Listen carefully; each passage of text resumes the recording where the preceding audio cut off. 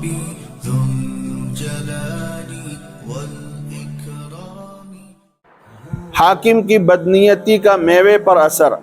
امام رازی رحمہ اللہ نے اپنی تفسیر میں ایک قصہ ایران کے بادشاہ نوشیروان عادل کا لکھا ہے.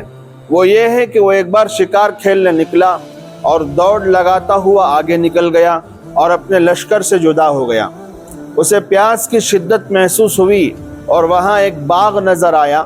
وہ اس میں داخل ہوا، دیکھا کہ انار کے درخت ہیں اور ایک لڑکا بھی وہاں موجود ہے. اس لڑکے سے کہا ایک انار مجھے دے دو. اس نے انار دیا. بادشاہ نے اس کو چھیلا اور اس کا رس نکالا اور اس انار سے بہترین مزیدار لبالب رس نکلا. بادشاہ کو یہ انار کا باغ بہت پسند آ گیا تو دل میں عزم کر لیا یہ باغ اس کے مالک سے چھین لوں گا. پھر اس لڑکے سے کہا کہ ایک اور انار لاؤ. اس نے ایک اور انار لا کر دیا.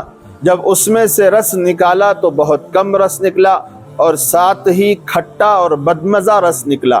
اس نے اس لڑکے سے کہا کہ یہ انار ایسا کیوں ہے؟